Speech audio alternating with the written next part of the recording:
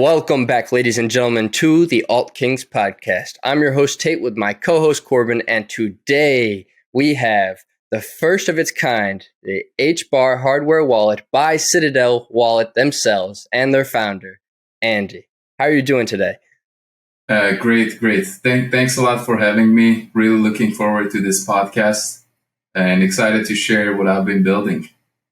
A true honor. I mean, this is the first of its kind for Hedera. And everything that you have been building and developing out has just been truly magnificent. I look forward to everything that comes with your future. And just to be able to have a hardware wallet specifically based around Hedera itself is just amazing to see. I mean, there are other hardware wallets out there like Ledger and Decent, but they also focus on a lot of other chains as well. And just to have one that's mainly focused on Hedera is just, one, a big accomplishment for the space, but two, just it shows that we're growing overall. And I look forward to seeing and hearing more about your journey and what it's taken to get to where you are now and everything that is to come. And so with that being said, I'd love to get just a little bit of background information on you and where you're from and more or less what kind of gave you the inspiration to create a hardware wallet? Yeah. A little bit about my background. First of all, really happy to be here and talking to you guys. Thanks for reaching out and being interested in my project. About my background, I'm an electrical engineer in training and have been working in the industry for about 7 years already. Mainly focused on military avionic type applications, working with the government, building very highly critical and secure systems. And moving into Web3 and learning about Hedera and everything that's going on in this industry, it just felt like a natural next step for me to build something hardware related, since I already have that background.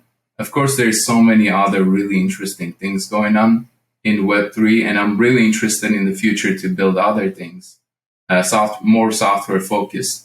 But I did want to use my expertise and knowledge in the hardware space to build something really useful for Hedera ecosystem specifically. That's where I focused right from the beginning. And initially, I had no idea I'm going to build anything in Web3. I was just very passionate. You asked where this inspiration came from. Initially, I just learned about Hedera through Dr. Lehman Baird's videos. There were some documentaries. I got really passionate about the project and the possibilities in the future. But initially, I was just a supporter and a follower from the community side. And over time, ideas started to come to me. And like you said, there's a lot of hardware wallets in the ecosystem, in the overall crypto industry. But the industry as a whole is very new. And hardware wallet industry is also very new. And a lot of the devices that exist in this industry, I have personally used some of them as well and felt the frustration of these products being very nascent. It did feel like this is in a new ecosystem industry and people don't pay too much attention to real product development, user experience, things like that.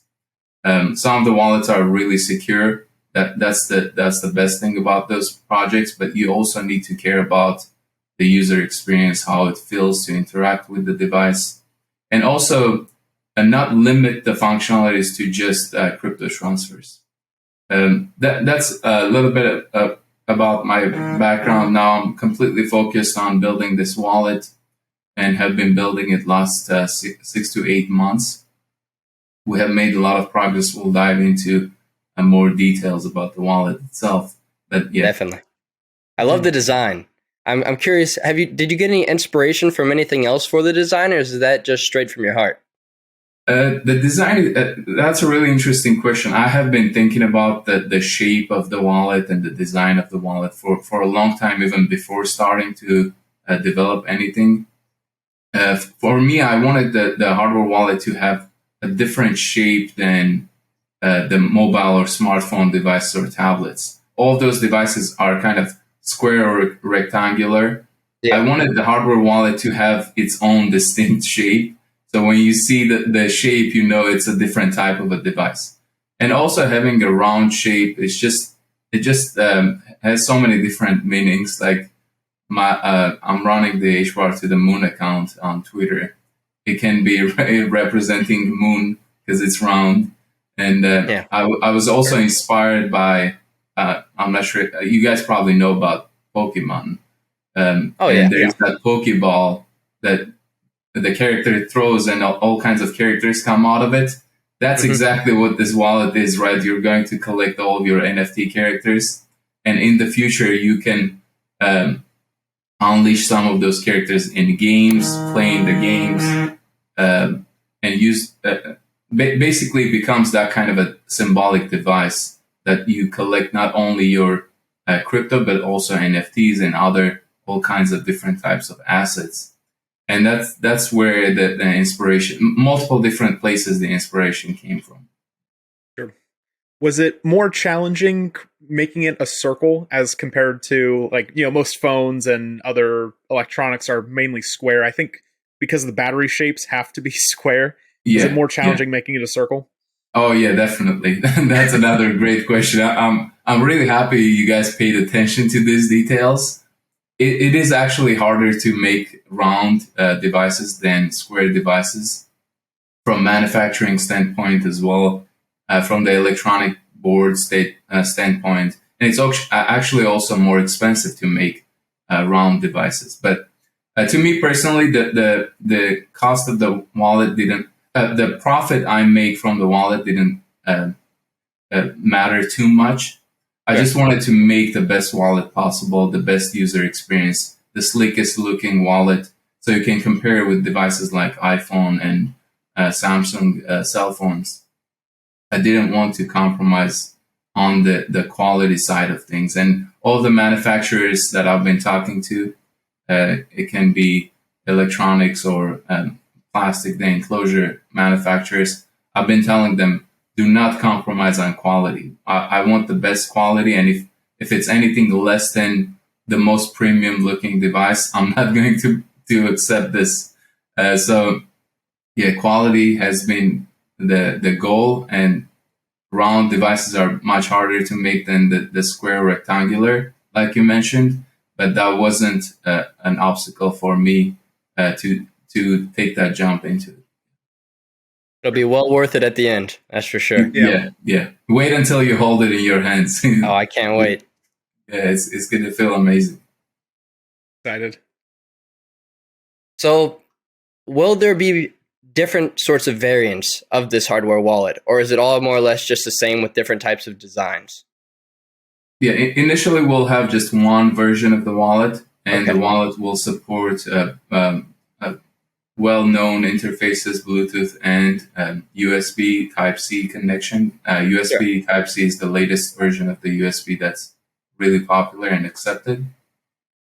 In the future, we might have other versions of the wallet as well. We're thinking to also integrate NFC communication option, but that's a goal that will come later on. Right now, it doesn't seem like the NFC is going to be necessary for daily users.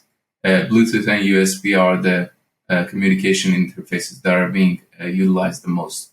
Now, I do anticipate that in the future, once stable coins start accepted nationwide or worldwide, and some of the stores might start accepting stable coin payments.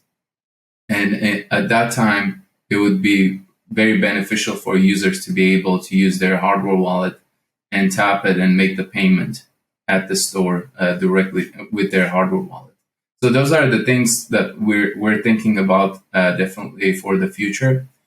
And then we also think about having white label type wallets. If there is projects that they have their own communities, their own user base, it could be a gaming project, it could be a tokenization project.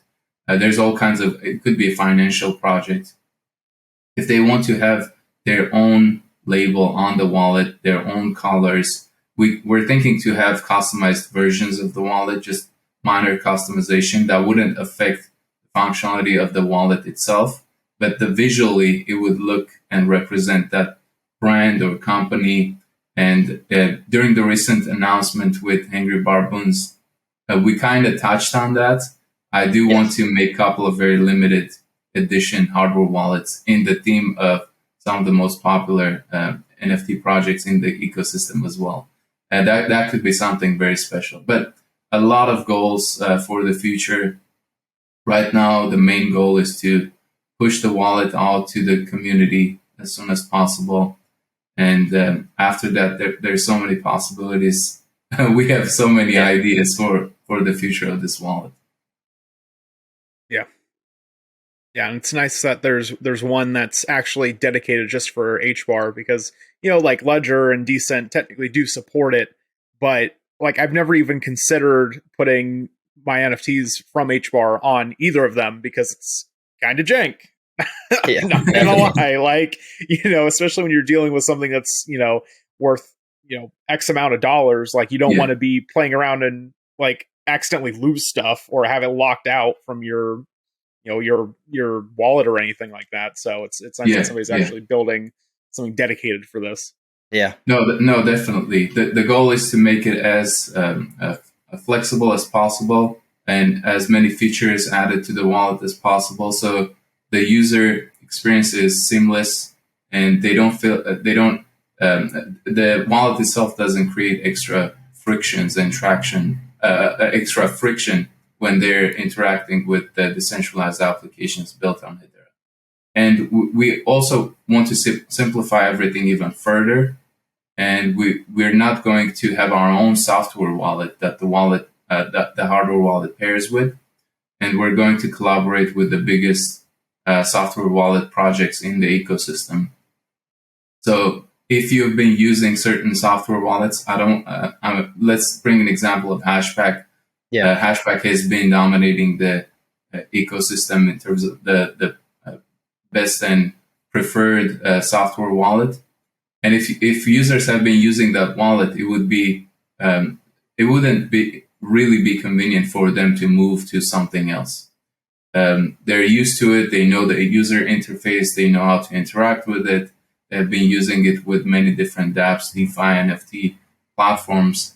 We would not want to try to convince those users to move on to another software wallet to pair with our hardware wallet. So we're going to collaborate with them and make sure that by the time the wallet goes to market, the integrations are already in place. And as you currently connect your Ledger wallet with Hashback, and you're able to send HBARs with Citadel Wallet, you will be able to pair and not only send HBARs but also handle all of your NFT transfers, assign smart contracts when you interact with Saucer Swap, for example.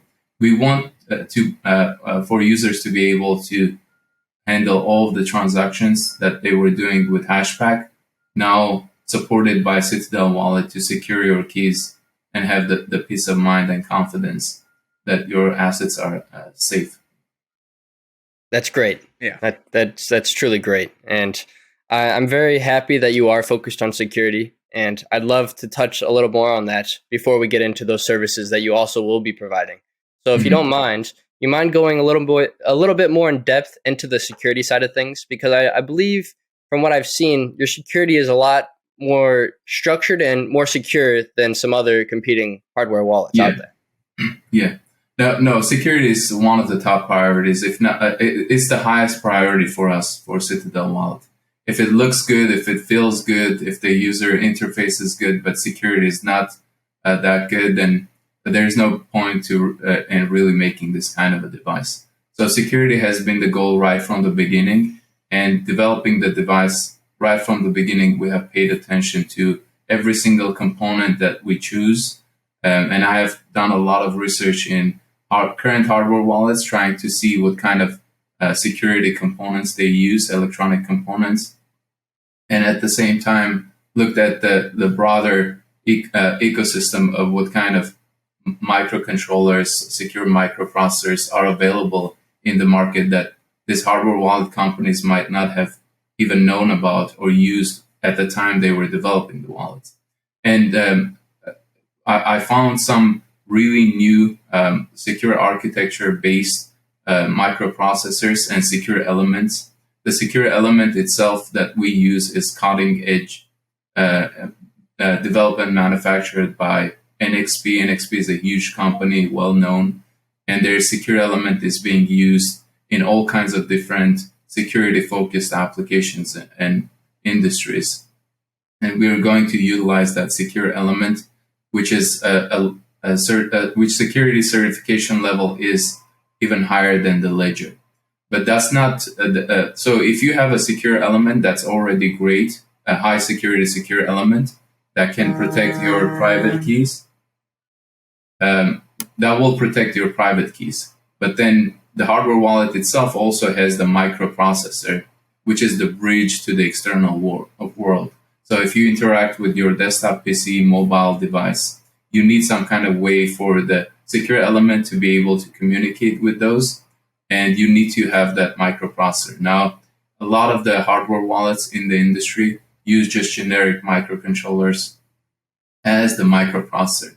The danger with that is if you access the microcontroller and you have access, then you have access to the wallet itself, and it doesn't really matter if the private keys are stored in the secure element. You will still be able to sign the transactions as the device owner. That's another really important security aspect that we've been paying attention to. There is a PIN, access PIN to the device that you set up when you initiate the device. And if somebody else gets access to that PIN, they will be able to enter the device and sign the transactions for you, even though the private keys are securely stored in the secure element. And how you manage those pins, the way we manage those pins, even the pins are stored in the secure element. We have been looking at some previous cases where some hardware wallets had gotten hacked, and the pin was actually stored in the microprocessor itself, which is a less secure device. And hackers were able to get access to the pin and then enter the device and start signing the transactions. With our case, we have developed a completely different approach to managing this access pin, and the pin itself is in the secure element, which is tamper-proof, and there is no way for the hacker to get into the secure element. And every time you input your pin into the device, which goes through the microprocessor, I'm getting really technical. Yeah, you're getting very technical, but I love Please it. Go for it. I'm listening. This part is going to lose a lot of people, but it's important for everyone to hear out. It's very important. Absolutely. Yeah.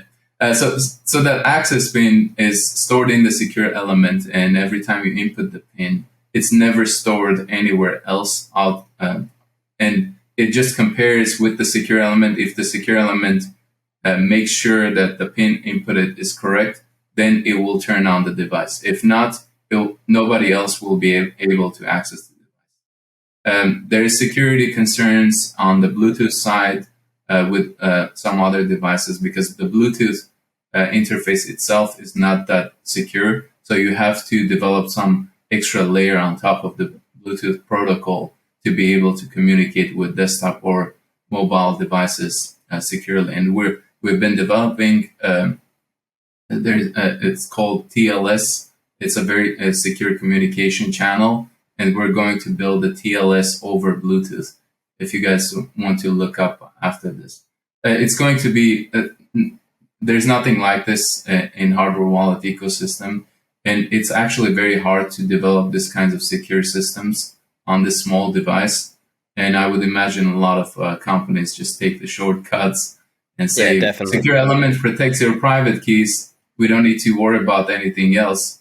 And those wallets are actually really secure if the user holds the wallet in their hand. It becomes problematic when the hacker gets the wallet physically. Then they have a lot of different ways to access the device, try to hack into it. But we've been trying to develop a device that is unhackable, even if the hacker gets their hands on it. Yeah, at least it makes it really difficult for them to hack. Maybe it takes them a month or 2 months to hack into it. And by that time, if the user has lost the wallet, they can quickly just get a new wallet and move their assets into that new wallet. That's incredible. So that's on security. Yeah, we've been thinking a lot about the security, and that's why it's been taking longer. And we're going to develop next 6 months, improve the security, finalize all of the security aspects and the firmware, and also do security audits with third-party companies, just to make sure that it's not only us saying it's secure, but also gain that confidence from the community by showing them proof of other companies that have done security audits on other hardware wallets, can also look into hardware wallet firm. Reputable sources, more or less. Yeah. There's a lot of technical terms that went into that, of you describing basically everything in Citadel's wallet that obviously some of the viewers probably don't understand too well, but you have a great website that's helping to basically ease the process of understanding. And my next question really is, for whenever you first created this vision and you were thinking of prototypes and you started to figure out the base layers and stuff, were you the one to design the initial prototype, or was it through more or less like a 3D software, or did you have like a workshop in your house or wherever you're working out of, like creating this wallet itself? Or this is kind of one of those. Everything started from the garage stories. Really, that's amazing. Cool. I've been designing the wallet from my office, just working on it on my free time after work, and I have built the initial prototypes myself, designed the whole electronics. Like I said, I have a background that focuses on secure, rugged, reliable systems. And compared to what I had built before, this was a piece of cake for me personally. Wow. For many people, it might seem like a complicated device to design from the hardware standpoint. Of course, software, there's even more layers that go into developing a secure software. But finding the right components, the most reliable components, and designing the circuitry for it, designing the overall mechanical architecture, that was all me. Yeah, I designed it right from the beginning, and then I did bring in a couple of mechanical engineers to help me with final touches on the mechanical design itself. But the electronics, I have designed it myself. That's awesome. Great to hear. That means that you're truly... That's not easy either. Yeah, it's not easy, and you're truly invested. I've put in a lot of time and effort into designing this, and I'm really passionate about the project and the device. And I wouldn't feel good if I wasn't responsible on the design side of things. Just gave it to someone else to do it. Yeah, that's fair. Yeah, based off of, I can definitely tell that you are truly engaged with the Hedera ecosystem as well, just based on your Twitter account, HBAR to the moon. Just this week, to date, actually, I believe you are the number 2 influencer for pushing HBAR. Like, I guess it's either hashtag HBAR or $HBAR the most. So, I mean, you're up there with the big dogs with pushing HBAR. So it truly shows that you're truly invested into the ecosystem. You care about everything. You care about the security. And overall, you care about the success behind Hedera. So, I mean, there's no question to that. No, yeah, definitely. I'm really passionate about the project. Like I said, right from day one, when I learned about Hedera, initially I had started looking into crypto around 2017. The technology, the overall idea behind this technology seemed really interesting, but digging into blockchains and quickly realizing that the technology is not really there, but there is a lot of promise and hype. But being an engineer, when I started to dig into it really deep and looking at these websites promising things, but then when you start reading the white papers, they don't really seem like very serious projects. Maybe just copy pasted from Ethereum and other white papers.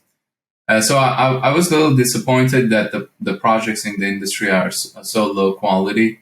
And then when I found out about Hedera, that was the day I was like that. The idea was there, where this industry can go, but the technology and implementation wasn't there. There were a lot of not very serious people in the industry pushing things from the ideology perspective, not really paying attention to the fundamentals of things. And when I found, Hedera was just a a game changer to me. And listening to Lim Baird explain how the consensus algorithm works, and also openly just explain how all consensus algorithms, different types of algorithms work openly, and being honest with the community. That was something really refreshing to me, because all the other projects just talked about their coin price, how the market cap ranking, things like that. And when you see a project that's really just talking about the fundamentals, the types of applications that can be built on this platform that can really change things in the future for everyday users, enterprises, governments, everything really. Just focus on the building the strong foundation. I have to support this project because I see in this industry there's a lot of hype and noise, and these kinds of projects who refuse to create hype and noise there, and they're just focused on building a quality product, they're going to have a harder time, and they do need a strong support from the community side to get the word out there. I just decided to put in my own time and put my money where my mouth is, how they say it, and just support it all the way. And then along the way, things just evolved. I never, like you mentioned, number 2 influencer. I never thought about being an influencer or anything like that. Yeah. I wasn't even a social media person at the time I opened the Twitter account. But that's where all of the crypto craziness was going on. I was like, if there's a way to spread the word, it has to be on Twitter. Yeah, definitely. Yeah. It's a great source. Yeah. Yeah, everything is happening on Twitter. Yeah. For crypto. Very true.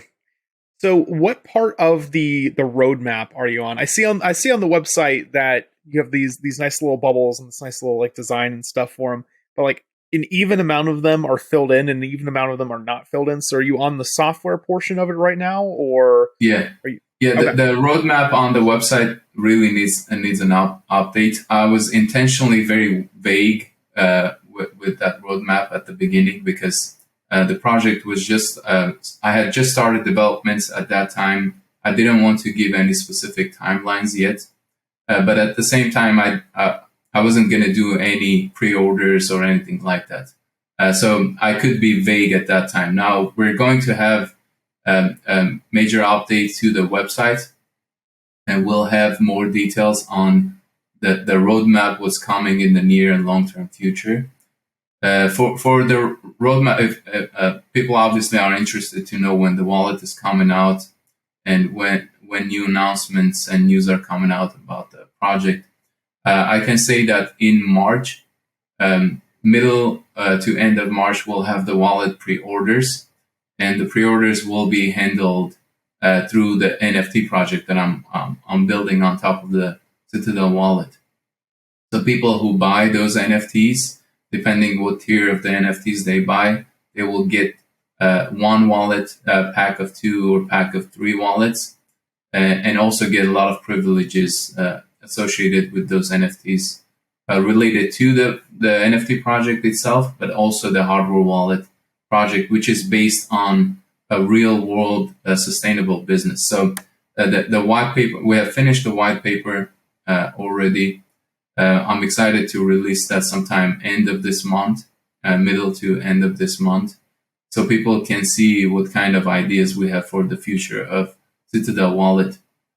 And I hope that a lot of Web2 or traditional companies, this becomes as an example how things can be handled in the future, how the NFTs can be used the right way to bring engagement and also reward some of the passionate and loyal community members who have supported the project right from the beginning. And that was another one of the major goals of mine, to really make sure that the community members who believe in the project right from the beginning, especially like OG HBAR, the community is still small. I wanted to bring them on board, and the best way to bring them on board and make them part of the project is through NFTs. You put your art out there, you attach utilities to those NFTs, and people can contribute in many different ways, including voting. There will be some voting involved with those NFTs as well in the future. Next time on the Alt Kings. If you have your own business, you'd pay out your employees through a scheduled transaction as well that you wouldn't necessarily have to stay on top of and stuff of that nature. But no, definitely. Yeah. There's all kinds of different use cases that you would need the scheduled transactions. When you have a company behind it, when you have built a product that is actually going to market and people are utilizing it, there's so much more new ways to bring utility to the NFT holders of that project. And that's what we've been thinking about and building. Right now, Apple is wants to charge on NFT sales, which is gross. On the App Store. yeah. If Apple doesn't embrace it, there's going to be a huge blowback to them, and Android will benefit from that. It's a good thing that we have Android. There is a little bit of a competition there, and if Apple says we're not supporting it, Android is going to be like, we're supporting it full on plus more.